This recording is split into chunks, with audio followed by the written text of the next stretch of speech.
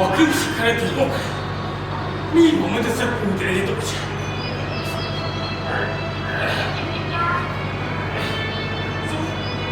아들은 너무 싸먹어도 또 내려오니라. 박사한테 이 속하네. 와킹 시간 들어가니 해야 되나? 오피스에서 어디 망아? 험하다.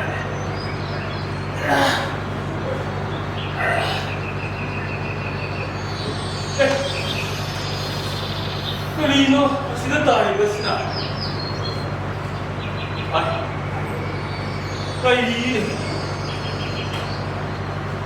시부 하나님 뭐이거 봐. 이 시험했던 이 부분이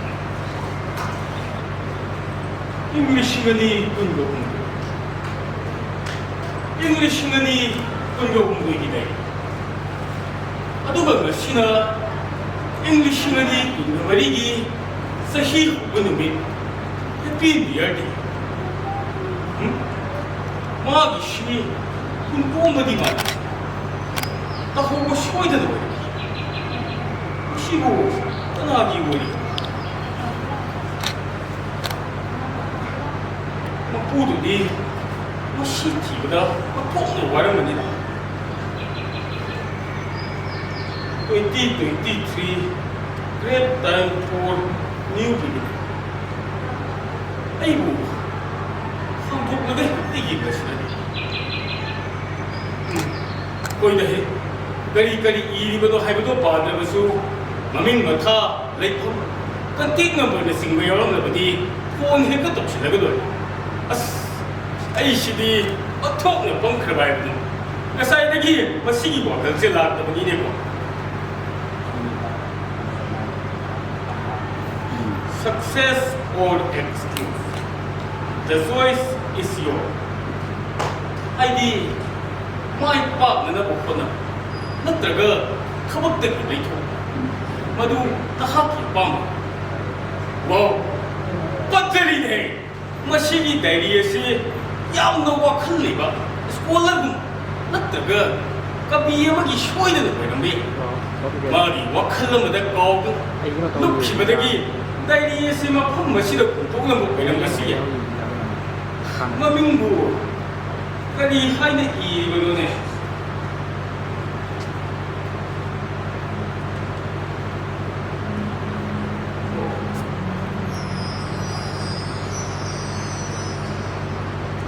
Aigi Ming, ngasi from Ibo Chokotoke. Aigi lay from na Kumujamba Maitei Lekai, Susanto. Pin number 795-128 Manipur. Mobile number 8014-823-443. Blood group O positive. ID number 220161. Driving license number MN01 02201 80062 car registration number क्या number तसेंग हाइबा तारबदी ngasi khobada car sariba company matana aigi tongnabani haidana car ama khob sagamamri aduna masigi mapasimdi hanganjaraba adubo aigi scooter segai bom lerisi masigi number oina hapsarabla MN01 3737 business ai karigumba business amata tawjadi sarkar gi loisang amada apikpa grade 4 amujari asa wasang singi papuloi oina lejari office ki address tuibong MC Maricom Ring Road Susanto near sub post office email ibochobo maite ngasifam @gmail.com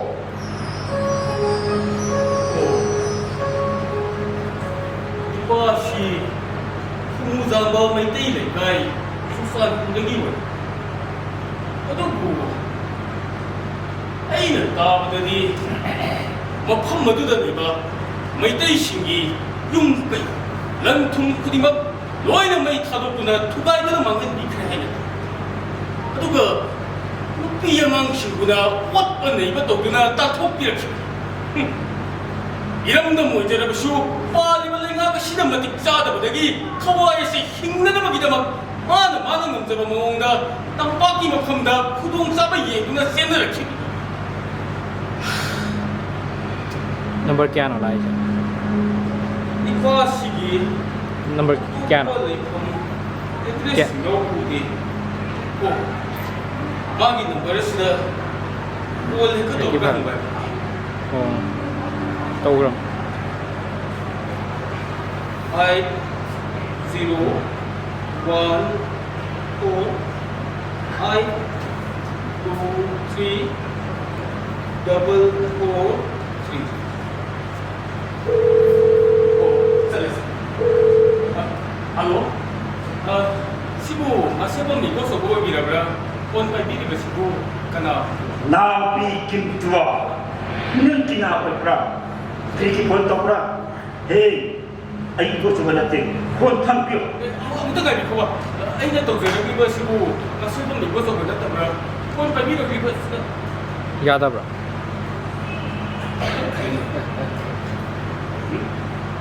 마기시 네 와끼 왜 그러는지 마망데서 아마데 돌아가 아마데 송신 것이 그야를 띄어 어느 것도 우리 잘했어 할로 이거 봐 그건 빨리 것이고 이거 좀 어렸다 불러 에이 그렇게 본 한짠 똑라 네 에이 맨날 무사 난 그것들은 하더라 그때네 곤탕뼈 똑같이 예 나 홀까 샀는데 하나밖에 큰다가 곤탕뼈 똑같이 아이 나 이제 텅크레네 마시기 니빠시니 어떻게 사업을 텅크레네 되고 있어 마시 이 꽃을 어디 만드시 까나오리 마기 왕왕의 시가 알겠디 심미 컨디에 남아디 쇼이드는 보이겠니 아도가 이 꽃을 거기 모바일로 쓰나 많은 것도 그런 빠이르고 근데 마기 시고 호흡기가 일하는 것보다 카와이 힘나나 받지 않을 거다 모바일로 신마품 강변했다고 그래서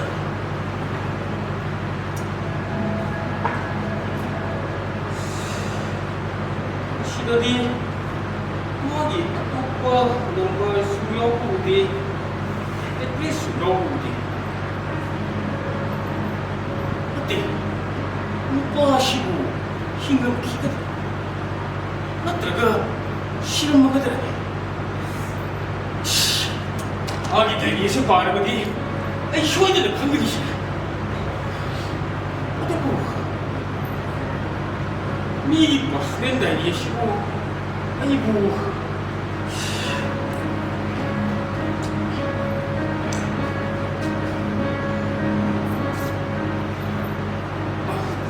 호이네 낚을름을 얻는디 까리 슈가이브는 마하다마가 니구마 아포고 있습니다 마사는 이런 거 대리에 두더기 아이 코이나 막 코이기 오토바이 오토바이오그래피 오이나 강동은 오이다 미샤가시 가나노 까다이다기노 가이버디 소락 뻔머디 강했어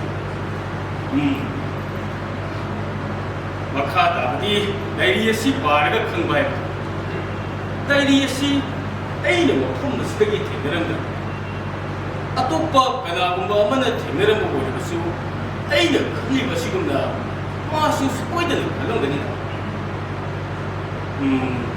가나군가 엄마들이 나이리에시 까리 쉬울래 있다고 세제 떠먹고 이러면서 나이리 이리가 마사기디 바이오그래피어만 오토바이오그래피어만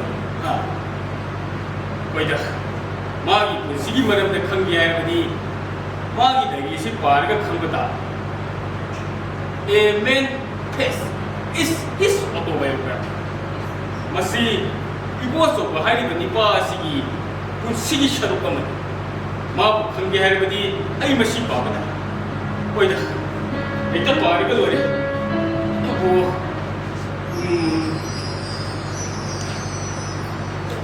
ngasi asi lising ani kulumdoi January ki tarikh ama sahi hobanu numit asi kuiraba ai nungaijira ai kumana da yongwa ai gi thabi to sina ai gi loina bi amadi sasi gi kudo na mo tatang de khadu asi kuiraba matam kaya mamang adu hadati bonus ka sutong na kanila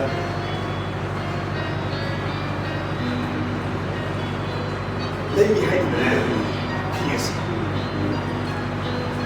masusunod lagi thamali ko suga pamilya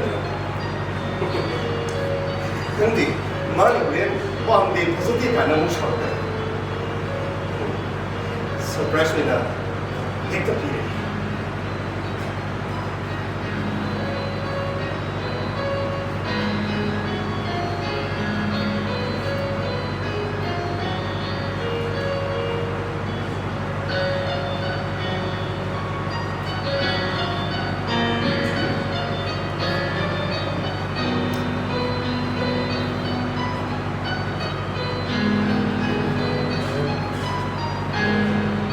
ꯂꯩꯔꯛꯄ ꯐꯤ ꯑꯗꯣ ꯑꯩꯒꯤ ꯅꯨꯄꯤꯅ ꯍꯔꯥꯎꯅ ꯂꯧꯕꯗꯨꯗ ꯑꯩ ꯉꯝꯈꯩ ꯂꯩꯇꯅ ꯅꯨꯡꯉꯥꯏꯕ ꯍꯥꯏꯕꯗꯨ ꯑꯣꯏꯈꯤ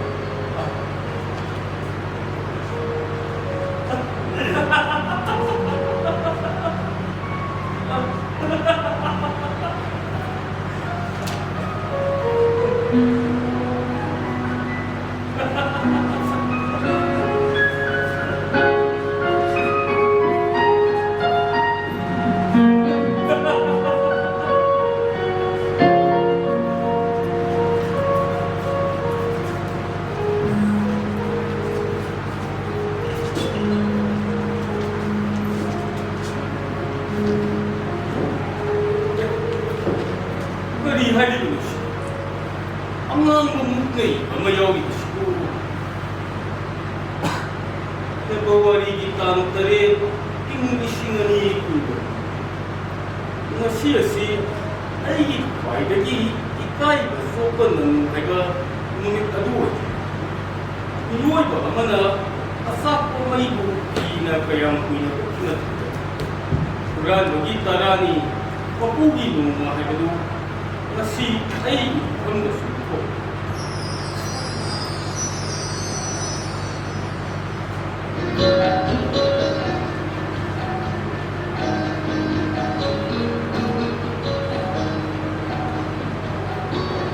bây giờ đây bây giờ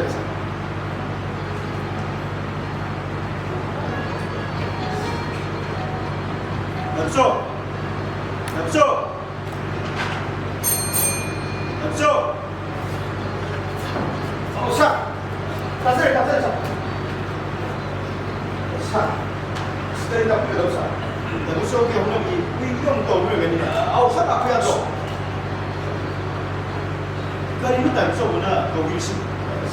office sila la mi din nagi silo hari ko sinta nanti nakoi di pami di mi si timbala suna CMU zaman ge ai suna kamdo ru sa ba ta da gi ne apne ja na la ko ta da hojik ta mathak ne gi option ko do ko do ta da ku hero wa ro hari ko ne sa waru mi ya desa na hang mi do ai shoi ke sa office ki si tuba la ko ha do khongja ho de sa ta na kama ya ma ko do sa na ta na khong do to no sna imu na no isa si ko na man na da do office ta la ko sing gi sa thang ba ha da na khara do ja ba sa sian sing do ai ko na khong ja ba na ti office ta de ba ko ko na sama da ni ya na ni ba ni sa dumile nasin thiyo akoina banda ba thawak na da office sa simu mi sa thiel na dra ko ni sa akoina si ai ni sala do sa to sa wi ki sa ai sa ga ma ko ta la ta he ni sa yen yo sa si ꯆꯍꯤꯒꯤ ꯀꯨꯝꯍꯩ ꯍꯔꯥꯎ ꯂꯥꯛꯄ ꯁꯍꯔꯒꯤ ꯏꯃꯨꯡ ꯃꯅꯨꯡꯒꯤ ꯊꯧꯗꯣꯛ ꯋꯥꯊꯣꯛ ꯕꯥꯔꯗꯦꯅꯆꯤꯡꯕ ꯀꯌꯥꯗ ꯅꯅꯥꯏ ꯇꯥꯗꯅ ꯁꯍꯔꯒꯤꯅꯤ ꯃꯦꯗꯥꯝꯒꯤꯅꯤ ꯍꯥꯏꯗꯅ ꯑꯆꯧ ꯑꯆꯧꯕ ꯈꯨꯗꯣꯜ ꯇꯝꯖꯔꯤꯕꯗꯣ ꯃꯁꯤꯗꯒꯤ ꯂꯥꯛꯄ ꯁꯦꯟꯐꯝ ꯉꯥꯛꯇꯅꯤꯅꯦ ꯁꯥꯔ ꯑꯗꯨ ꯅꯠꯇ꯭ꯔꯒꯕꯨ ꯊꯥꯈꯤꯕ ꯐꯪꯂꯤꯕ ꯇꯣꯂꯣꯞꯁꯤꯅꯗꯤ ꯏꯃꯨꯡ ꯃꯅꯨꯡꯒꯤ ꯑꯋꯥꯠ ꯑꯄꯥ ꯃꯦꯟꯕ ꯐꯥꯎꯕ ꯀꯣꯟꯅꯕ ꯅꯠꯇꯦ ꯑꯗꯨꯒꯤꯁꯨ ꯃꯊꯛꯇ ꯁꯥꯔ ꯁꯍꯔꯒꯤ ꯅꯨꯡꯇꯤꯒꯤ ꯆꯥ ꯄꯥꯅꯤ ꯀ꯭ꯋꯥ ꯆꯨꯔꯨꯞ ꯃꯔꯨꯞ ꯃꯄꯥꯡ ꯂꯥꯛꯄꯒꯤ ꯄꯥꯔꯇꯤꯒꯤ ꯀꯩꯅꯣ ꯃꯁꯤꯒꯨꯝꯕ ꯁꯍꯔ ꯑꯝꯇ ꯍꯥꯏꯖꯗꯅ ꯅꯅꯥꯏ ꯇꯥꯗꯅ ꯁꯠ ꯁꯠ ꯍꯦꯛꯇ ꯂꯥꯛꯁꯤꯟꯖꯕ ꯉꯝꯖꯔꯤꯕꯁꯦ ꯃꯁꯤ ꯅꯠꯇ꯭ꯔꯕꯗꯤ ꯀꯗꯥꯏꯗꯒꯤ ꯉꯝꯖꯒꯗꯧꯔꯤꯕꯅꯣ ꯁꯥꯔ ꯑꯗꯨ ꯇꯥꯏꯕꯁꯣꯝ ꯍꯥꯏꯔꯤꯕ ꯑꯗꯨꯕꯨꯗꯤ ꯌꯥꯝꯅ ꯆꯨꯝꯃꯤ ꯑꯗꯨꯕꯨ ꯑꯩꯅ ꯍꯥꯏꯕꯗꯤ ꯃꯤꯗꯨ ꯆꯦꯟꯕꯗ ꯀꯅꯥꯅꯣ ꯀꯔꯤꯅꯣ ꯍꯥꯏꯕꯗꯨ ꯈꯪꯂꯕ ꯃꯇꯨꯡꯗ ꯁꯦꯟꯕꯨ ꯂꯧꯔꯕꯁꯨ ꯑꯃꯕꯨ ꯇꯧꯔꯕꯁꯨ ꯇꯧ ꯍꯥꯏꯕꯗꯨ ꯅꯠꯇꯦ ꯑꯇꯣꯞꯄ ꯕꯤꯖꯤꯅꯦꯁꯀꯤ ꯃꯤ ꯑꯣꯏꯔꯝꯃꯗꯤ ꯑꯩꯈꯣꯏ ꯄꯨꯝꯅꯃꯛ ꯑꯋꯥꯐꯝꯗ ꯇꯥꯡꯕꯅꯣ ꯁꯥꯔ ꯑꯗꯨꯒꯤ ꯑꯣꯏꯔꯗꯤ ꯀꯔꯤꯝꯇ ꯈꯟꯕꯤꯔꯨꯅꯨ ꯁꯥꯔ ꯑꯣꯐꯤꯁꯇ ꯂꯥꯛꯏꯕ ꯃꯤꯁꯤꯡꯁꯦ ꯅꯅꯥꯏ ꯇꯥꯗꯅ ꯀꯅꯥꯅꯣ ꯍꯥꯏꯕꯗꯣ ꯂꯣꯏꯅ ꯈꯪꯗꯣꯛꯆꯔꯒ ꯁꯣꯏꯗ꯭ꯔꯦ ꯃꯁꯤꯃꯗꯤ ꯈꯨꯠ ꯊꯥꯕ ꯌꯥꯔꯅꯤ ꯈꯪꯅꯕ ꯀꯥꯟꯗ ꯌꯥꯝꯅ ꯆꯦꯛꯁꯤꯟꯅ ꯂꯧꯖꯔꯤꯕꯅꯤ ꯁꯥꯔ ꯑꯗꯨꯒꯤꯗꯃꯛꯇꯗꯤ ꯀꯔꯤꯁꯨ ꯈꯟꯕꯤꯔꯨꯅꯨ ꯁꯥꯔ ꯇꯥꯏꯕꯁꯣꯝ ꯅꯪꯕꯨ ꯑꯩꯅ ꯍꯥꯏꯔꯤꯕꯁꯤꯕꯨ ꯒ꯭ꯌꯥꯟ ꯇꯥꯔꯤꯕ ꯁꯥꯔ ꯍꯥꯏꯔꯁꯤ ꯇꯥꯏꯕꯁꯣꯝ ꯋꯥ ꯑꯃꯗ ꯁꯦꯡꯅꯗꯤ ꯈꯨꯝꯀꯣ ꯁꯥꯔ ꯁꯤ ꯅꯠꯇꯕ ꯑꯇꯣꯞꯄ ꯀꯝꯄ꯭ꯂꯦꯟ ꯑꯃꯃꯨꯛ ꯂꯩꯔꯕ ꯁꯥꯔ ꯑꯩꯈꯣꯏꯒꯤ ꯑꯣꯐꯤꯁ ꯑꯁꯤꯗ ꯍꯣꯇꯦꯜꯗꯨꯒꯤ ꯀꯕꯣꯛ ꯂꯩ ꯑꯁꯤꯗ ꯇꯥꯗꯅ ꯅꯈꯣꯏ ꯑꯅꯤꯅ ꯂꯩꯅꯔꯤꯕ ꯃꯔꯤꯁꯤꯕꯨ ꯀꯔꯤ ꯃꯔꯤ ꯅꯈꯣꯏ ꯑꯅꯤꯒꯤ ꯋꯥꯔꯤꯁꯦ ꯌꯥꯝꯅ ꯁꯨꯄꯔꯍꯤꯠ ꯑꯣꯏꯔꯦ ꯍꯥꯏꯅꯔꯦ ꯅꯠꯇꯦ ꯅꯍꯥꯟꯁꯨ ꯇꯥꯗ ꯑꯩꯈꯣꯏꯒꯤ ꯏꯇꯩꯃꯗꯨ ꯑꯣꯐꯤꯁ ꯑꯁꯤꯗ ꯂꯥꯛꯄꯒ ꯈꯜꯂꯤ ꯃꯁꯝ ꯈꯣꯏꯔꯒꯦ ꯇꯧꯔꯦ ꯅꯠꯇꯦ ꯇꯥꯗ ꯑꯣꯐꯤꯁ ꯑꯁꯤ ꯁꯥꯟꯅꯔꯤꯕ ꯌꯥꯁꯤꯕꯨ ꯀꯔꯤꯅ ꯍꯥꯏꯕ ꯁꯥꯔ ꯁꯤꯕꯨ ꯋꯥꯔꯤꯅꯦꯗ ꯀꯅꯥꯅ ꯑꯃꯨꯛ ꯍꯥꯏꯖꯤꯜꯂꯛꯏꯅꯣ ꯑꯣꯟꯊꯣꯛꯄ ꯇꯧꯁꯤꯅ ꯏꯀꯥꯏꯗꯅꯤꯁꯨ ꯇꯧꯔꯦ ꯇꯣꯛꯅ ꯏꯀꯥꯏꯈꯤꯗꯕ ꯁꯥꯔ ꯗꯥꯗꯥ ꯅꯨꯡꯁꯤꯠ ꯁꯤꯠꯇꯅꯅꯦ ꯎꯅꯥ ꯂꯦꯡꯕ ꯌꯥꯕ ꯅꯠꯇꯦ ꯏꯄꯥ ꯏꯄꯨꯒꯤ ꯄꯥꯎꯗꯣ ꯅꯤꯡꯁꯤꯡꯉꯤ ꯅꯠꯇꯦ ꯑꯔꯦꯝꯕꯗ ꯁꯦꯟ ꯃꯥꯡꯍꯟꯒꯗꯧꯕ ꯃꯇꯝ ꯃꯥꯡꯍꯟꯒꯗꯧꯕꯗꯨꯅ ꯅꯌꯨꯝꯒꯤ ꯃꯆꯥꯁꯤꯡꯒꯤ ꯇꯨꯡꯒꯤ ꯀꯔꯤ ꯑꯐꯕ ꯊꯕꯛ ꯑꯃꯒꯤ ꯁꯦꯚꯤꯡ ꯇꯧꯁꯤꯟꯕꯅ ꯐꯔꯣꯏꯗ꯭ꯔꯥ ꯍꯥꯏꯕꯅꯤ ꯅꯠꯇꯦ ꯇꯥꯗ ꯑꯩꯈꯣꯏꯒꯤ ꯏꯇꯩꯃꯗꯨꯁꯨ ꯃꯤꯅ ꯂꯥꯛꯆꯕ ꯌꯥꯕ ꯅꯨꯄꯤꯗꯤ ꯃꯥꯜꯂꯦꯀꯣ ꯇꯥꯗ ꯇꯥꯗꯒꯤꯅꯦ ꯁꯝ ꯈꯔ ꯍꯧꯔꯤꯕꯗꯣ ꯃꯇꯥꯡ ꯇꯥꯡꯕ ꯁꯣꯜꯂꯦꯀꯣ ꯇꯥꯗ ꯌꯥꯔꯦ ꯃꯇꯨꯡꯗꯅꯦ ꯑꯩꯉꯣꯟꯗ ꯁꯤꯒꯨꯝꯕ ꯀꯝꯄ꯭ꯂꯦꯟ ꯑꯃꯨꯛ ꯂꯥꯛꯑꯅꯨ ꯌꯥꯔꯁꯨ ꯑꯩꯈꯣꯏꯒꯤ ꯍꯦꯠ ꯂꯥꯛꯄꯣ ꯈꯔ ꯊꯨꯅ ꯂꯥꯛꯑꯣ ꯍꯥꯏꯌꯨ ꯑꯗꯨꯒꯅꯦ ꯃꯌꯥꯝꯒꯤ ꯇꯣꯂꯣꯞꯀꯤ ꯐꯥꯏꯜꯗꯨꯁꯨ ꯄꯣꯔꯣ ꯍꯥꯏꯌꯨ ꯑꯗꯨꯒ ꯇꯥꯇꯥ ꯆꯥ ꯈꯔꯒ ꯀ꯭ꯋꯥꯒ ꯑꯃꯨꯛꯇ ꯂꯧꯁꯤ ꯉꯁꯤꯗꯤ ꯁꯦꯜꯗꯣ ꯑꯩ ꯑꯣꯏꯅ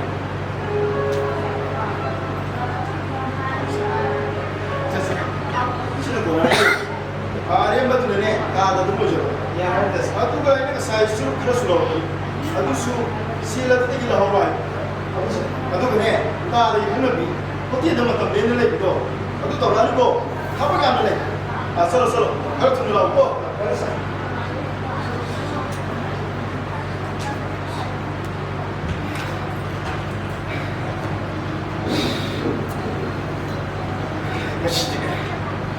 ꯑꯩꯒꯤ ꯅꯨꯃꯤꯠꯁꯨ ꯑꯗꯨ ꯇꯥꯏ ꯅꯠꯇꯦ ꯀꯕꯣꯛꯅ ꯑꯩꯒꯤ ꯋꯥꯔꯤꯁꯤꯕꯨ ꯑꯩꯈꯣꯏ ꯁꯥꯟꯅ ꯃꯇꯝ ꯄꯨꯟꯅ ꯈꯪꯂꯝꯃꯤ ꯃꯣꯏꯅ ꯍꯦꯛꯇ ꯈꯪꯂꯝꯃꯤ ꯅꯠꯇꯦ ꯑꯩꯁꯤꯕꯨ ꯑꯩꯈꯣꯏ ꯁꯥꯟꯅ ꯌꯥꯝ ꯐꯠꯇꯅ ꯂꯧꯕ ꯆꯠ ꯁꯦꯟꯖꯥ ꯊꯨꯝꯖꯥꯒ ꯌꯥꯝ ꯇꯧꯕꯅ ꯈꯪꯕ ꯆꯠ ꯐꯪꯉꯤꯕ ꯄꯣꯂꯣ ꯃꯇꯥꯁꯤꯅꯗꯤ ꯏꯃꯨꯡ ꯃꯅꯨꯡ ꯄꯨꯕ ꯀꯣꯟꯅꯗꯕꯅꯤꯅ ꯑꯩꯁꯨ ꯃꯇꯝꯒꯤ ꯆꯠꯅꯕꯤꯗ ꯈꯔ ꯌꯥꯎꯔꯨꯔꯦ sibu ay nagtuturan eh. Mima ya musulo ito nga rin mga kanin. Aduh, masisya ko siya ng mga taklitan ka doon. Pwede, gaya ko, ngasi ka na pa, hayang ka na pa, hangsitin na, maray ka sa karni. Ako siya na, siya mga ito ito ko kani. Tulog-tulog kong supalaw. Ay, siya mga ito ito ko kani.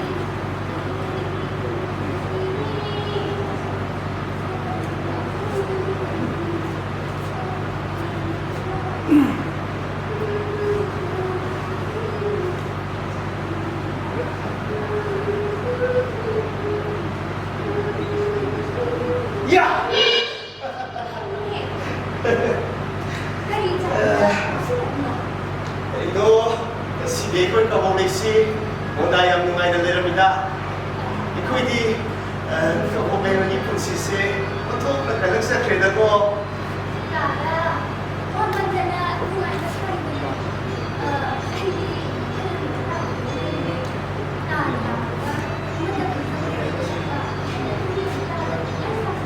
ꯌꯥꯏꯗ ꯌꯥꯏꯗ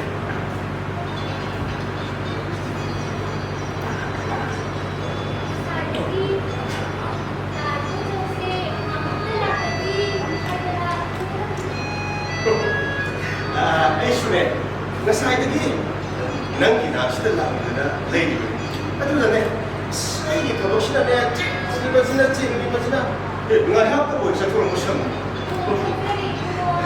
ꯍꯧꯖꯤꯛꯇꯅꯦ ꯅꯪꯒꯤꯁꯤꯗ ꯋꯥ ꯑꯝꯇ ꯆꯥꯒꯦ ꯆꯥ ꯕꯣꯔꯥꯒꯤ ꯃꯍꯥꯎ ꯇꯪꯈꯤꯕꯗ ꯂꯥꯛꯏꯁꯦ ꯋꯥꯗꯣ ꯑꯩꯅ ꯍꯦꯛꯂꯛꯄ ꯏꯁꯄꯤꯁꯦꯜꯗꯣ 4-5 ꯇꯧꯁꯜꯂꯨ ꯆꯥ ꯕꯣꯔꯥ ꯈꯔꯒ ꯂꯧꯁꯜꯂꯨ ꯈꯪꯗ꯭ꯔꯦꯗ ꯅꯣꯡꯃꯇꯅꯦ ꯏꯕꯦꯝꯃ ꯀꯕꯣꯛꯂꯩꯒꯤ ꯋꯥ ꯆꯥꯍꯧꯗ꯭ꯔꯕ ꯆꯥ ꯕꯣꯔꯥꯒꯤ ꯃꯍꯥꯎ ꯇꯪꯍꯧꯗ꯭ꯔꯕ ꯅꯨꯃꯤꯠꯇꯨꯃꯅꯦ ꯏꯁꯥꯁꯦ ꯇꯧꯐꯝ ꯑꯝꯇ ꯈꯪꯕ ꯑꯗꯨ ꯏꯕꯦꯝꯃꯅ ꯅꯪ ꯇꯥꯅ ꯉꯥꯏꯔꯝꯕꯗꯨ ꯀꯔꯤ ꯀꯔꯝꯕ ꯃꯇꯦꯡ ꯇꯧꯗꯣ ꯍꯥꯏꯕꯅꯣ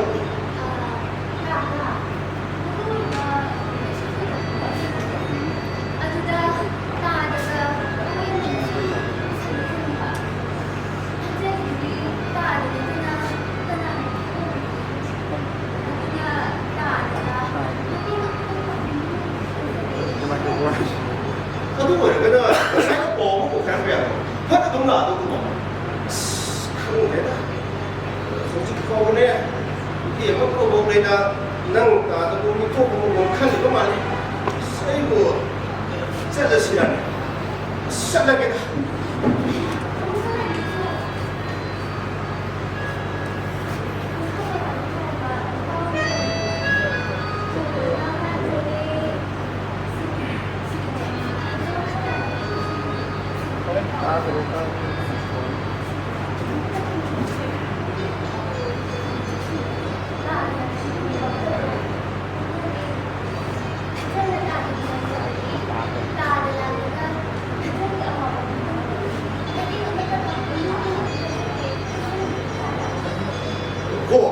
ꯉꯁꯥꯏꯅ ꯑꯗꯨꯃꯥꯏꯅ ꯀꯣꯛ ꯍꯥꯏꯔꯤꯕ ꯀꯩꯅꯣ ꯁꯨꯝ ꯀꯣꯏꯔ ꯂꯩꯕꯗ ꯍꯦꯛ ꯁꯥꯎꯅ ꯍꯥꯏꯔꯛꯄ ꯅꯪꯕꯨ ꯑꯩꯉꯣꯟꯗ ꯀꯔꯤ ꯍꯥꯏꯒꯦ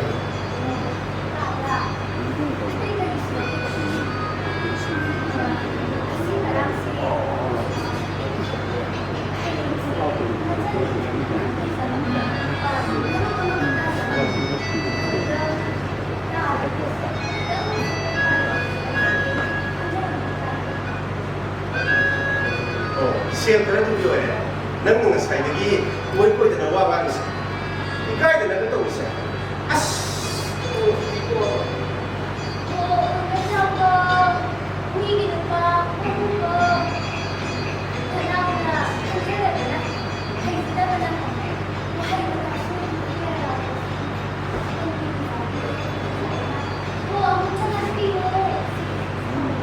ꯃꯁꯤꯗꯤ ꯃꯅꯥꯇꯣꯟꯁꯤꯡꯁꯤꯗ ꯅꯨꯄꯥ ꯊꯦꯡꯅꯁꯤ ꯑꯣꯟꯊꯣꯛꯅ ꯍꯩꯈ꯭ꯔꯦ ꯌꯨꯝꯗ ꯂꯩꯍꯧꯔꯤꯗꯨꯒ ꯌꯥꯝ ꯈꯦꯠꯅꯈ꯭ꯔꯦ ꯑꯣ ꯁꯥꯎꯅꯤꯡꯅꯕꯒ ꯂꯣꯏ ꯃꯥꯡꯈ꯭ꯔꯦ ꯑꯣ ꯏꯁꯨꯝꯕꯤ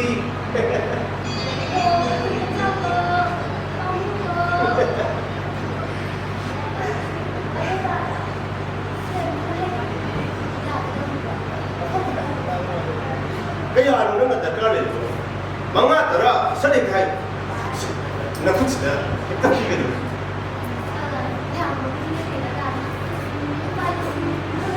ꯀꯔꯤ ꯂꯨꯄꯥ 5,000 ꯈꯛꯇ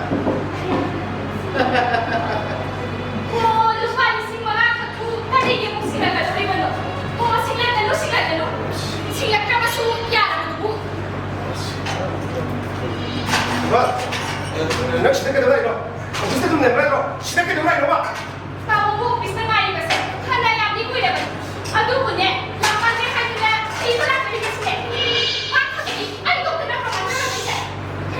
ꯑꯗꯨꯒꯗꯤ ꯑꯣ ꯍꯦ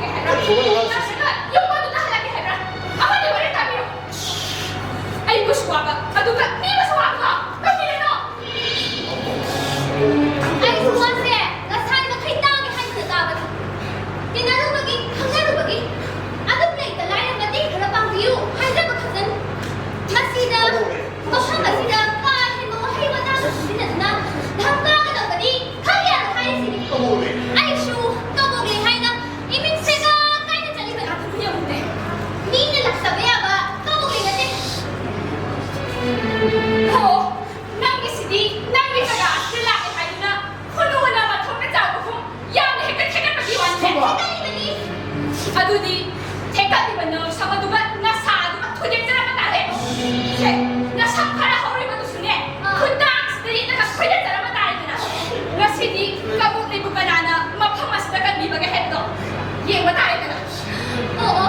이bil면 아이가 참지 토대기라가 아이나 인사는 이거 다르네.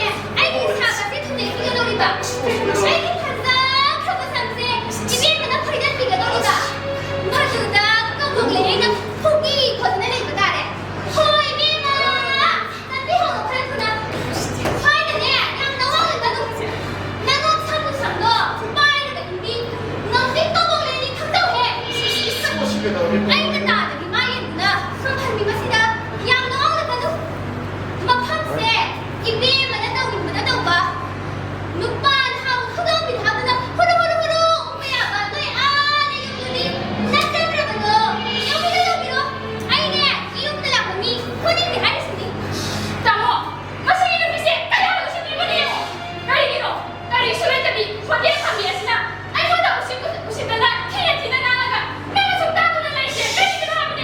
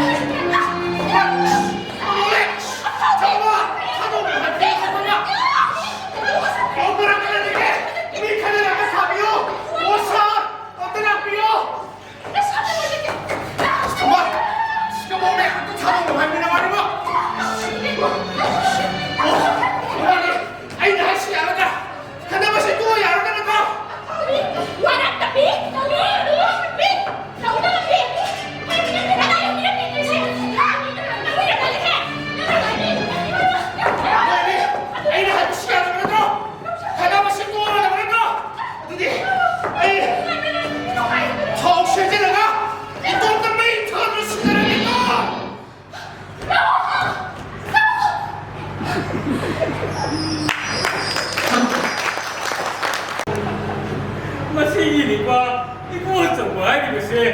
아점은 이파면 보여드리네세. 얌노가 큰 럭싱내가 빨갛게 럭싱내가 미쳤다머니 알겠지. 마기 다이리의 시대 이름내가 와히 시나 아이들 공부는 상사신이 짝짝이 와리는 무시워둔 내일이버리고 용도 남아 럼토가 남아 이거 저거기야 쓴다 녹는거 리라다 리라만가 혹시 kaya 거기 나의 시대 내일이버리네거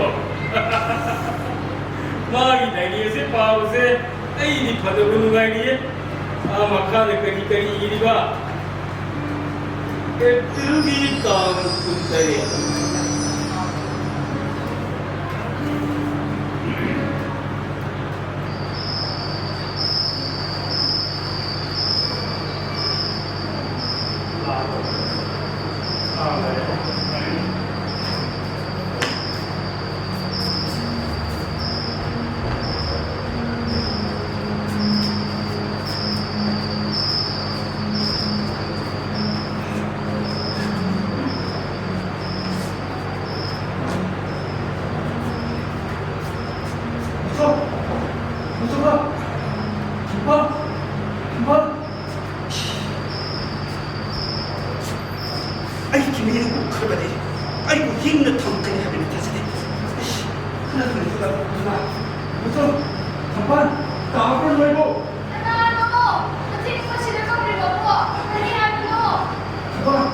Anh đừng đọc học kinh này 폼스에 하는다 한비요.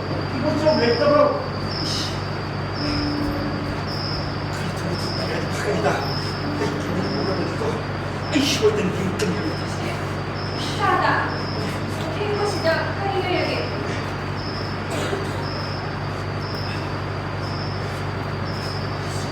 이렇게 다다. 하이여에게 이분들 장식. 응? 아니, 무슨 아니, 이것이 아, 냈다고. 머리 정리. 헐! 무슨 혹시 좀 때문에 나고 어떤 거 바로 걷고 비우네. 에이씨. 머리 닦기. 오케이. 그래서 그래. 너는 행실을 하려고 너희들에게 따뜻한 거 뛰어. 그렇죠? 정말. 너 그걸 보시면 뭐 지옥 뛰어. 너 그거 알렸어. 부모이랑 공부와 멋쟁이는 넌 나하고 막 한다고 꾸준히 뛰우네. 오케이. 그냥 뭐요? 그리게 거의 공식 하도 끊었을 거예요. 나는 그것도 안 되는 거. 네, 벌써 그런 거 많이 하는데 그래. 할 거야 뭐. 할 거야 뭐. 야는데 그래. 이 폰을 꼭 어떻게 이거 그거 찾는 거 비우네. 그래서 마치 이게 안 하고 있는 거라고 아시는 거거든요. 아니 너무 그렇지. 너 거의 매하기 커버가 있고 아니 그게 그래서 봐봐. 너희들이 그런 그러니 고기 먹자고 또 네, 오케이. 넘기왔어. 그렇게 안 됐다. 그걸 못 들고 왔거든. 아, 팀은 시대 그거 그다 있어 말. 그러니까 그 생각도 모르고. 그래서 얘 비오. 하얘게 그 주산 보다 세미니스트 라크니 마이너 그런 거. 아저씨 나 알레고 마이너 나왔습니다. 와, 이거 뭐래? 아저씨 그래. 그거 밑에 있는 거기 뭐 디스코. 아, 저거 뭐야? 또 그니 아니 뭐는 와. 그래. 그리고 이만한 안 하시고 그리고 거짓말 진짜 비어. 그래서 난 뒤로 대신에 아이는 시험 필요 없고 또 알아보는 뭐 그것이 다이어트 빌리시잖아. 성과도 띵펑펑도 두가리 나하고 그리스 있는 놈이 뭐 그런 거 같네. 아이 무슨 저 비어 너무 양심을 진짜 비우니 무서워. 다다. 달리기. 미양이가 나가다 보니까 저거. 달리기 좋아요. 누가 화도 좋아해가 멍청이 갈 하는. 전 시큰 비네 무슨 것이 거기 이렇게 고 맨 말이라고 그리고 파트만 시고 이렇게 고 구멍 꼭 톡박 코피가 로카이 꼽는 다시 시시 팅ting이 매우 먹거리네. 그리고 이거 이거 좀 더 신경 잘 시스템 나와 이거 보고 무슨 물을 가거든요. 수랑 그냥 쓰고 이거 다시 숨들고 또 뭐 영어 보고 아주 맨날 이거 수산 분이 너무 좀 따고 조금 보고 왜 있는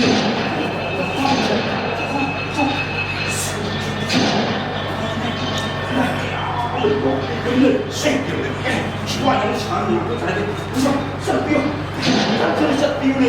탱크라는 놈이 구멍집에서 낚이네. 다다. 어제고 아팀과 행것이다. 이랑 말할 것이다. 어비과 이 자신. 아마도 사람이 마치가 대표를 뜯겨버리고 싶고 나가야 되는 다다. 알수 빨리 떠버리네.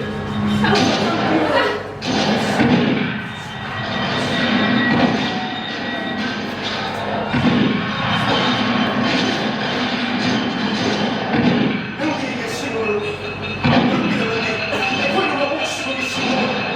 너는 뽕막이 통지 않는 콜로가 뽕을 쓰려고 원래 있는 신호는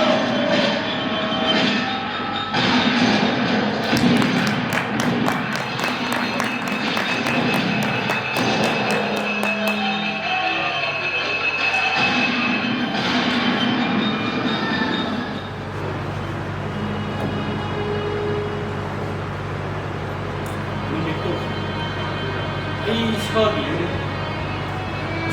끝냈던 건 이용비가 입는 못하더구나.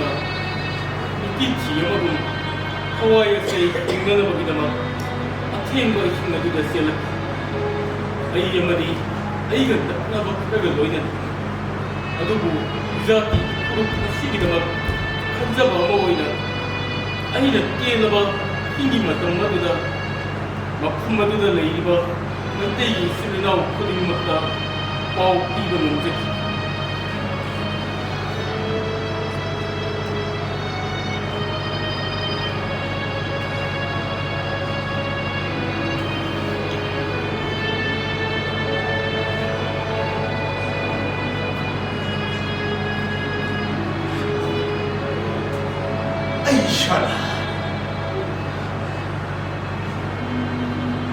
이샤나 한진 아이자키 아이가 낭나봐 강나봐 이자티 시기미와의 코딩막다 와파 뭐시 아이나 아이자키 아시부 마토도 ngasi hayang nasida soidna thoklaba yai adu aigi wapam singado kana su lumna lobiki kana su tabiki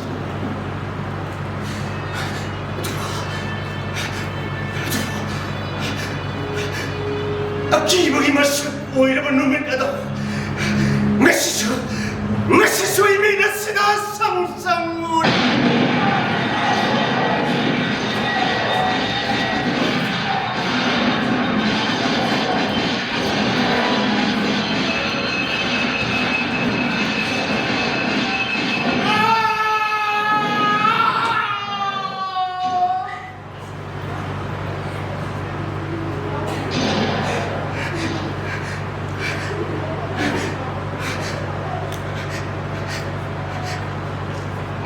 kayadagi 통질락고 매하마다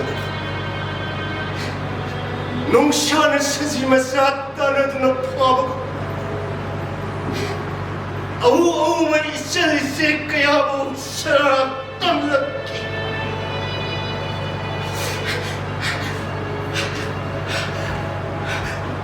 용기 나도 그야 문비기 투가이비기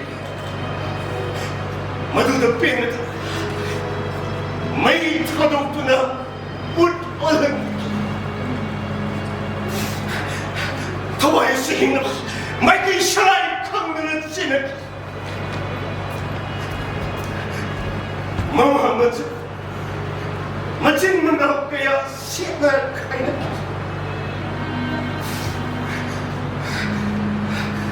Miyoy ba mawari ka Migi wakal kan naman sawa na mamapoida. Ija disi mi oi kiti mabuat pinay biki China pibiki. Kana gisu tawla na kiti. Madabu kanjin bina.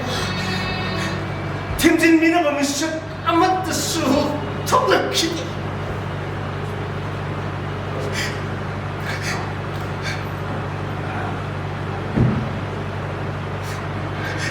이부도 빡빡하게 구워 사나이 딸의 띠비라 본나마 이마음 먹듯 얻언기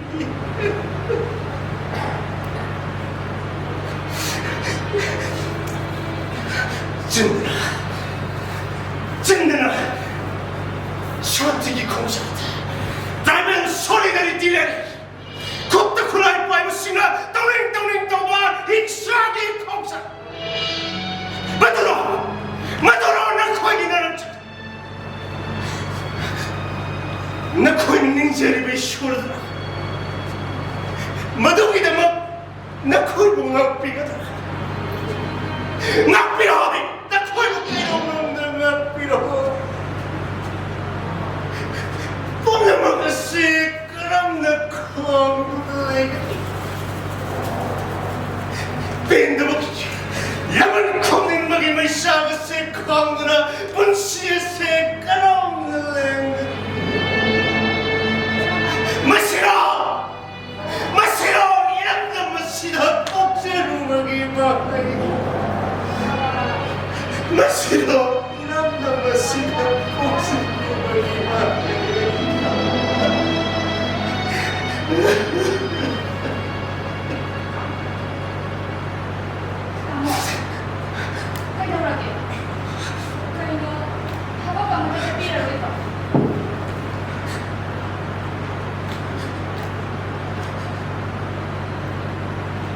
항상신이 피와 다 그럴 수가 있는 실력 것이다 피에 답을 야우되는 스콘잡거든 항상신세 소이되는 나라가 하박이 오는나 빨리 하이나오라게 소이드 손 답을 야라니 하이라 도록나 건너봐 평면이 하이라 그래서 그렇게 가면 어린도 국민이 두고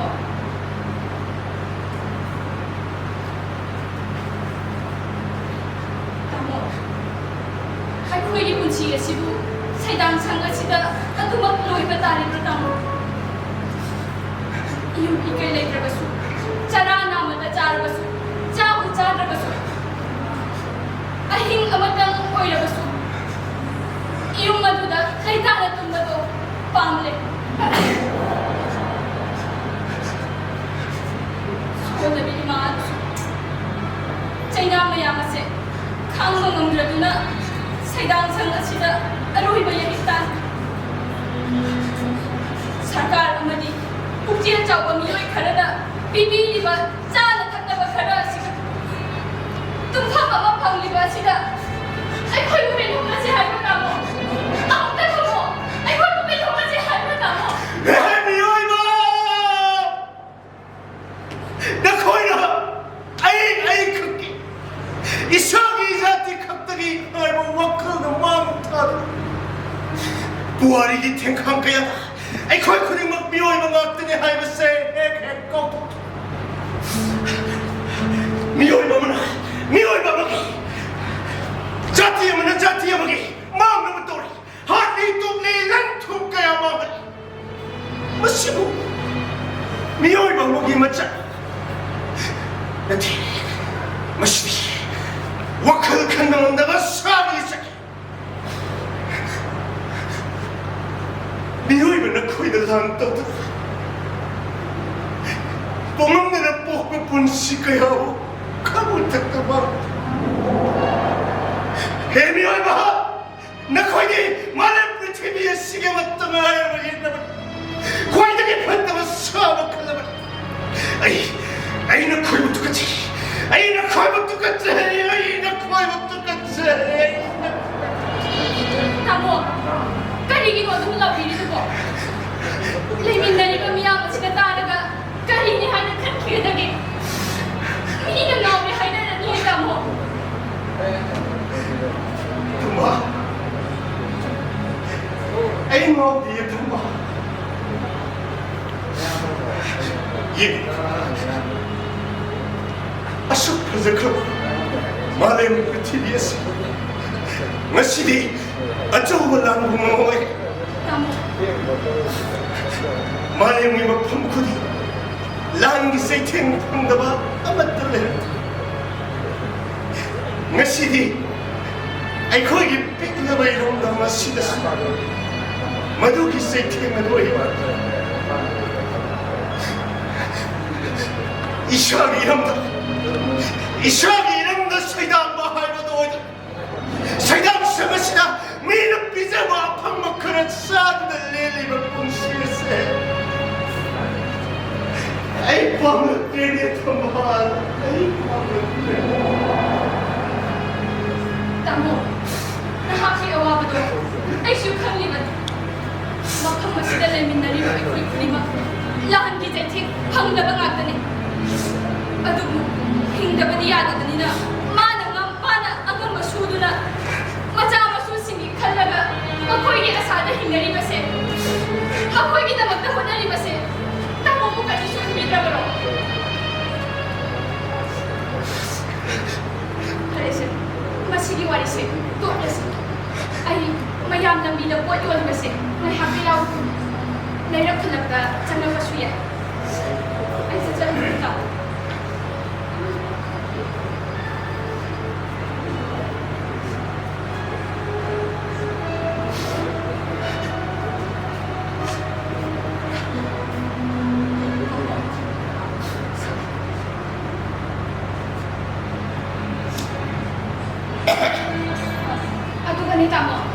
Horen angangsing halaga chana thakna bado.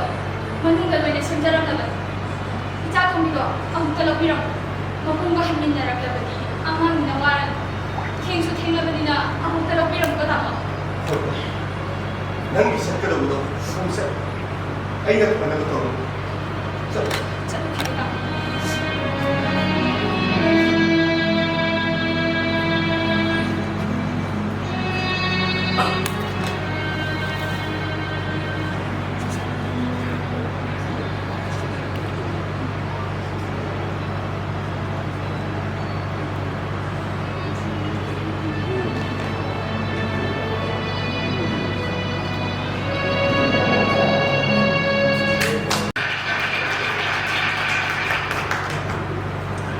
ꯉꯁꯤ ꯑꯩꯈꯣꯏꯒꯤ ꯁꯩꯗꯥꯡꯁꯪ relief ꯀꯦꯝꯞꯁꯤꯗ ꯂꯝꯗꯝꯁꯤꯒꯤ honourable minister ꯑꯃꯗꯤ PWD Sri Y Tongpok ꯑꯃꯗꯤ toan loisangsingi miusingna lengbirakuna saidangsang asigi awat apa seng hawai pirol kaya kusinabagi thongmasida makha sathaja koina saidangsang asina thagatpa tobiman khangbo usari makha sathaja ko asidi saidangsang asida inmate amoina lebiriba siringa sefam ibosogo mitei masagi asengba leifamna Kumujama Michael Lekai Chuchapogo, Gasigi Tom, Sigi, Tarano, Okbamadi, Nungyo, Wapunching Tambinaba, Nolukna, Kofunjari.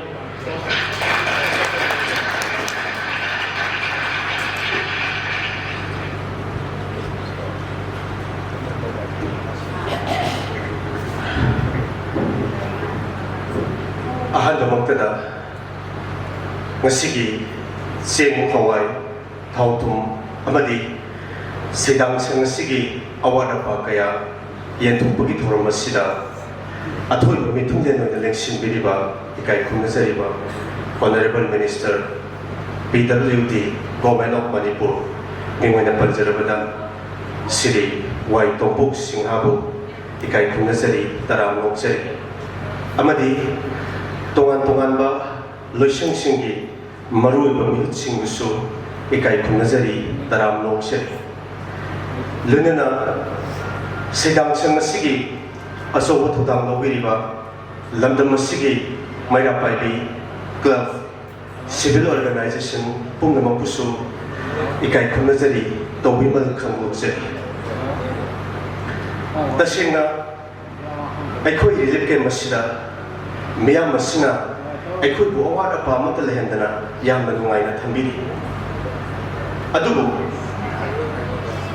Aigi nomagi buktananaba sak sara ama pibiba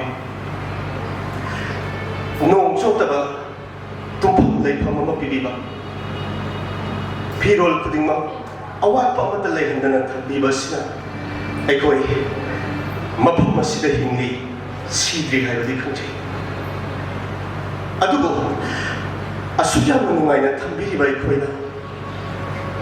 aikoigi May thadokpikraba tamna lehamraba yum adubudi ningsingnakanu haibadi hekta yani imamoktada una khangna iyumi kai pummamai thadokpikraba isalise kayagi kai punnaba manghandiki madu pumba khangna una karisu tawangki pangraba muku Tawaya sepudna mapam masida no maselaki adubu aikoi pangda mamadinati iramdam mizati asigida maktani hayrodi tawaya setar su karisu pamti ngasi pali balenga kasida aikoi ki iramdam aduda amuk hanjilan bangomdoi da balerabati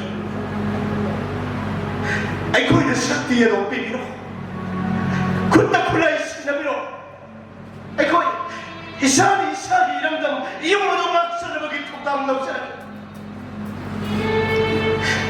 nakoi bo mafam asida nungaina thambibadu natte aikoina pamjaribadi aikoigi apambadi aikoigi nungsiraba yum aduda amuk handindana leijabadu charabasu charabasu Aikoigi aroiba mikubado Aikoigi yum aduda wajhi Tawaya setarabas Isagi yum namaduda tajarurage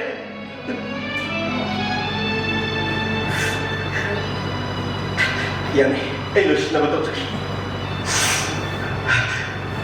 Aduga Mapam sida lengsinbiriba Khwai khudibaki mapamna Saidangsang leiba miyoising imahut sinjaraga wapam amatang phongdokjari aikoina relief camp da leiribase leingduna leiba natti haibasmata aikoibu nungsibiriba khwai kibigna matam pumbada ningsingbi miyam minungsi ꯊꯧꯖꯥꯜ ꯑꯗꯨꯒꯤꯗꯃꯛꯇꯗꯤ ꯑꯩꯈꯣꯏꯅ ꯃꯄꯣꯛ ꯀꯌꯥꯔ ꯄꯣꯛꯂꯕꯁꯨ ꯃꯗꯨꯒꯤ ꯂꯝꯗꯝꯗꯤ ꯑꯩꯈꯣꯏꯅ ꯁꯤꯡꯕ ꯈꯛꯂꯝꯂ ꯑꯗꯨꯕꯨ ꯃꯤꯌꯥꯝ ꯑꯁꯤꯒꯤ ꯃꯔꯛꯇ ꯑꯩꯈꯣꯏꯕꯨ ꯅꯨꯡꯁꯤꯕꯒꯤꯗꯃꯛ ꯃꯁꯥ ꯃꯁꯥꯒꯤ ꯄꯣꯄꯨꯂꯔꯤꯇꯤ ꯍꯦꯟꯒꯠꯅꯕ ꯃꯈꯣꯏꯕꯨ ꯃꯤꯌꯥꯝ ꯑꯁꯤꯅ ꯄꯨꯛꯆꯦꯜ ꯆꯥꯎꯕꯅꯤ ꯍꯥꯏꯅ ꯎꯠꯄ ꯌꯥꯕ ꯁꯣꯁꯤꯌꯦꯜ ꯃꯦꯗꯤꯌꯥꯗ ꯄ꯭ꯔꯤꯟꯠ ꯑꯦꯟ ꯏꯂꯦꯛꯇ꯭ꯔꯣꯅꯤꯛꯁ ꯃꯦꯗꯤꯌꯥꯗ ꯐꯣꯇꯣ ꯍꯥꯞꯅꯕ ꯇꯧꯕ ꯃꯇꯦꯡ ꯑꯗꯨꯃꯛꯇꯪꯗꯤ ꯃꯈꯥ ꯇꯥꯅ ꯇꯧꯕꯤꯒꯅꯤ ꯑꯩ ꯃꯤꯌꯥꯝꯗ ꯈꯨꯔꯨꯝꯗꯨꯅ ꯍꯥꯏꯖꯔꯤ ꯑꯩꯈꯣꯏꯕꯨ ꯅꯈꯣꯏꯒꯤ ꯁꯣ ꯁ꯭ꯇꯣꯄꯔ ꯑꯣꯏꯅ ꯁꯤꯖꯤꯟꯅꯕꯤꯒꯅꯤ ꯊꯃꯣꯏ ꯁꯦꯡꯅ ꯁꯩꯗꯥꯡꯁꯤꯡꯗ ꯂꯩꯔꯤꯕꯁꯤꯡꯕꯨ ꯅꯨꯡꯁꯤꯕꯤꯒꯅꯤ ꯑꯩꯈꯣꯏꯕꯨ ꯃꯤꯌꯥꯝ ꯃꯥꯡꯗ ꯄꯨꯊꯣꯛꯇꯨꯅ ꯏꯀꯥꯏꯕ ꯄꯤꯒꯦ ꯈꯟꯕꯤꯒꯅꯨ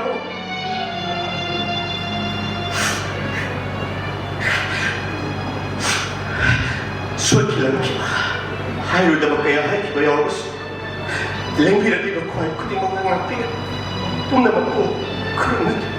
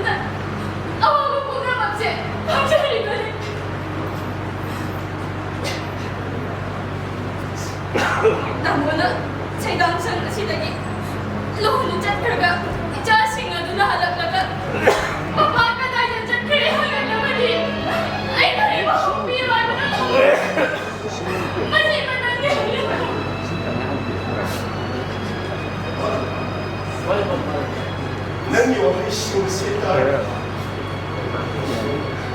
ꯑꯩꯒꯤ ꯊꯥꯡꯒꯤ ꯈꯜꯂꯝꯕꯒꯤ ꯈꯣꯡꯁꯦ ꯑꯩ ꯊꯥꯡꯅ ꯆꯠꯄ ꯉꯝꯗ꯭ꯔꯦ ꯑꯩ ꯈꯣꯡ ꯑꯁꯦ ꯊꯥꯡꯅ ꯆꯠꯄ ꯉꯝꯗ꯭ꯔꯦ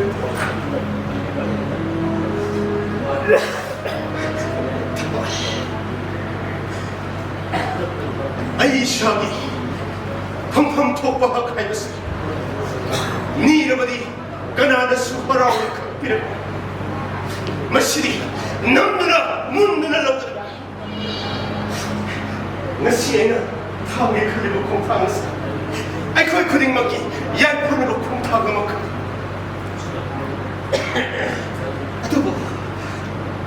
ꯑꯗꯨꯕꯨ ꯀꯌꯥ ꯈꯜꯂꯕꯁꯨ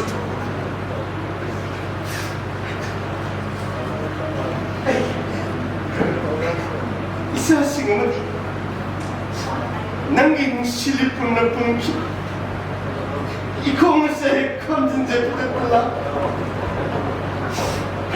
아주 무엇이 더모여세 농금 까달라 불리고 뽕만 터졌더라 아이 찰나게 하이는 레브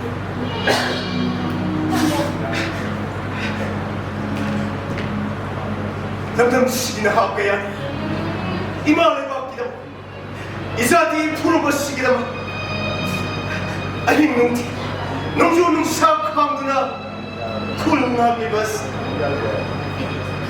아이씨 여울러게 파이들레 아이고 뭐 강나게 아이고 강나게 Anh tamo mo kam dyan hindi ka nila dyan. Ay, gusto ka ng kanda. Kung siya pipiunis, kanigan.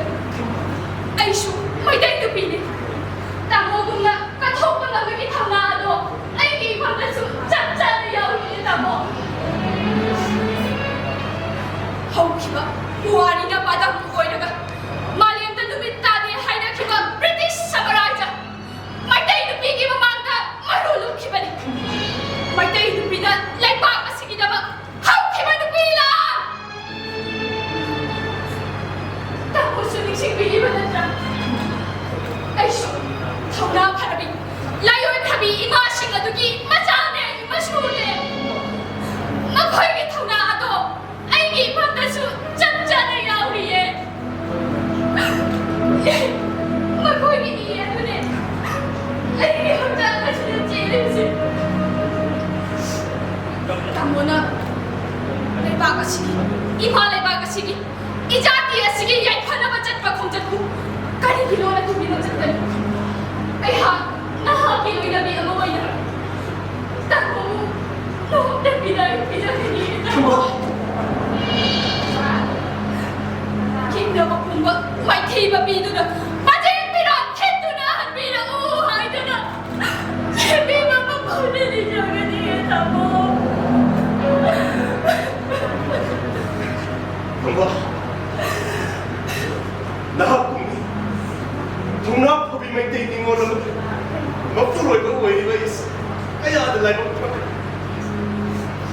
ngasi nang ay 동남법 먹비 ay kung si tamo na sa pala ay pamatulay ay yang nangyayat pa ay pele pa ay pele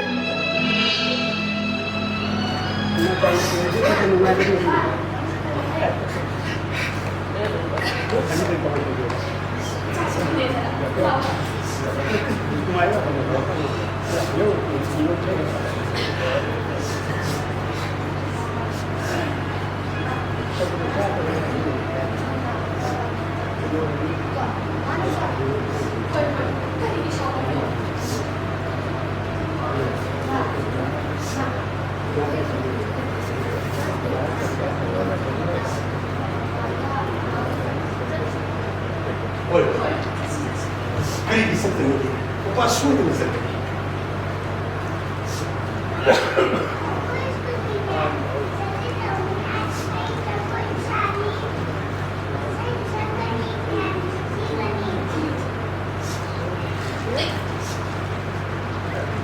Sadi, kali isi siya kanori. Papa, nanggi siya dong tatagin na. So, Hanyang mayam na sumay na pwede na rin hau nga sa tubo. Ay, ipapanong siba, ay imamanong sibi, nakoy ati manong siday, ko baguday, ko baguday. bisa tuloy.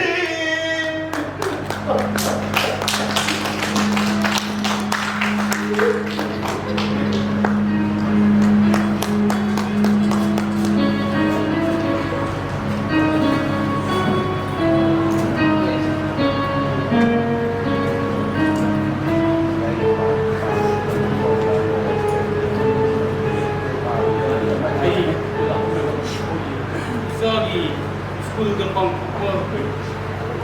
Study dito. Job mo.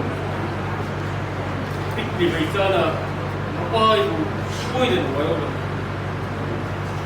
Mama na ba siya mama mapasing kuna lang po daga.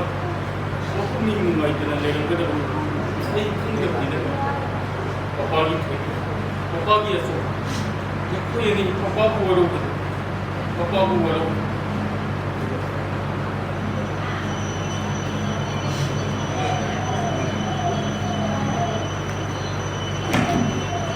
ꯌꯥꯕ ꯑꯩꯈꯣꯏꯅ ꯂꯩꯕꯁꯤꯡ ꯑꯁꯤ ꯃꯊꯪꯗꯒꯤ ꯈꯨꯠꯂꯥꯏ ꯈꯔ ꯀꯨꯞꯊꯅ ꯐꯥꯎꯕꯅꯦ ꯈꯔ ꯊꯤꯕꯁꯤꯡꯅꯤ ꯁꯤꯅ ꯑꯇꯩꯁꯨ ꯑꯩꯈꯣꯏ ꯁꯤꯖꯤꯟꯅꯕ ꯂꯩꯕ ꯃꯐꯝ ꯑꯁꯤꯗ ꯂꯩꯔꯤꯕ ꯑꯩꯈꯣꯏ ꯁꯣꯏꯅ ꯈꯪꯅꯕ ꯌꯥꯏ ꯆꯠꯅꯕꯁꯨ ꯌꯥꯝ ꯆꯠꯁꯤ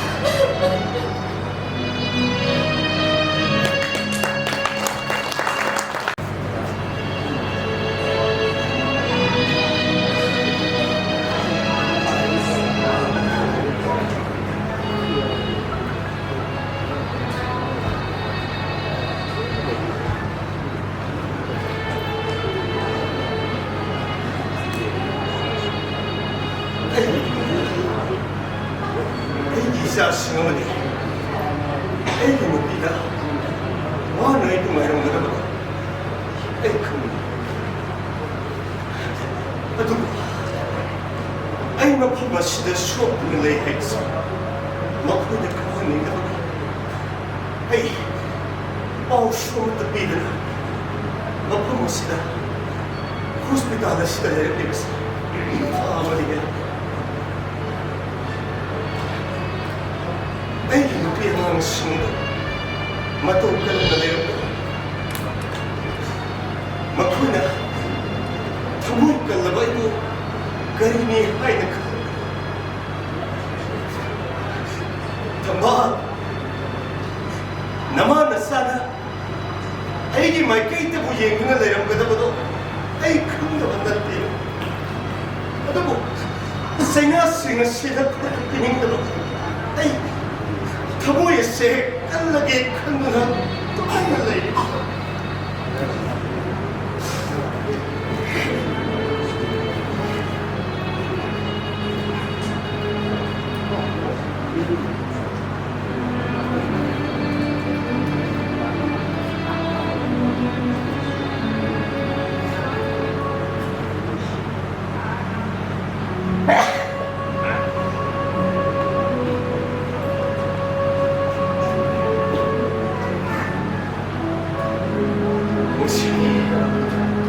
디셈버기 땅 콘트라마토 이 시간에 너에게 아무 말없다 아이코이 쿠딩 기쁜 시다 아무 맛세히 모이드나 레이버 오르가다 대면음 시 강가발리 시간에 꿀홍가 나시디 남기 알로를 놈이 따도 여러분 놈이 나시디 أين ما تم كيادك كبرون نمو مكتندي بداي بيجي هاي أين كياد وانا غايش أدو نسمي نهاب كيروي بنومي أدو يور نهاب تيك كاري سوكم جدري بامام نواب يا ماما مبا كاينا 마침 만나오기 말았던 눈시라는 내 후감치 마빠가 마치아들 라브다들리 카이나 마시도 싫어도 성사람이 이천리 세가야게 분수 내랑고 아리만 맘을 여도 보시고 내만 잘한디 Milud left in the pirang sinta. Miri kay hagi mahim magkike. May nitum na talo piki udol. Emi nung sikang dalili sinari kulong day. Nasili na. Ay ko'y mo talo pinayam na lab na siyang Ay siya. Nang buong ka na nagsikang. أيجي تواي ويدي بدايس نسيدي ما فهمش كنو بلدنا هي أنا وتهيل سناني كنا مري نهضي بوكسيل منو مشي صابي بومنا ما بسيبو نمسينا ناقون نمي Mama وربك